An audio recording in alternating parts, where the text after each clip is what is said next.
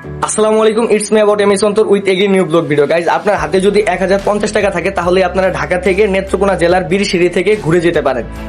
প্রথমে আপনাকে যেটা করতে হবে সেটা হচ্ছে ঢাকা কমলাপুর রেলওয়ে স্টেশন থেকে প্রতিদিন রাত 10টা 15 মিনিটে হাওড় এক্সপ্রেস নেত্রকোনার উদ্দেশ্যে ছেড়ে আসে। এটা সাপ্তাহিক বন্ধ হচ্ছে বুধবার।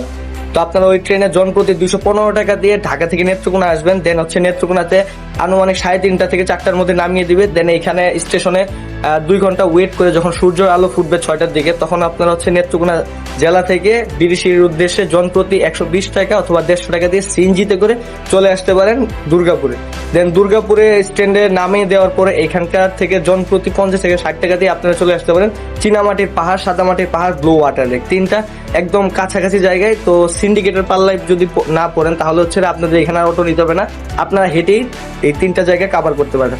দেন এখান থেকে বিজয়পুর নদীর পাড়ে যাওয়ার জন্য আপনার লাগবে জনপ্রতি 50 থেকে 60 টাকা। তো টোটাল ঢাকা থেকে আপনাদের আসার জন্য 365 টাকা লাগবে, আর যাওয়ার জন্য 365 টাকা। তাহলে হচ্ছে টোটাল 730 টাকা।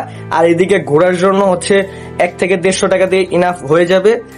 তাহলে টোটাল 900 টাকার মধ্যে সবকিছু কাভার। আর হচ্ছে আপনারা দুপুরে আর সকালে রাতে খাওয়ার জন্য 150 টাকা দিয়ে আমার মতো ব্যাচেলারদের হয়ে যাওয়ার কথা। তো হাতে যদি 1050 টাকা থাকে তাহলে আপনারা দুর্গাপুরের বিরিশিরি থেকে ঘুরে যেতে পারেন খুব আরামসে।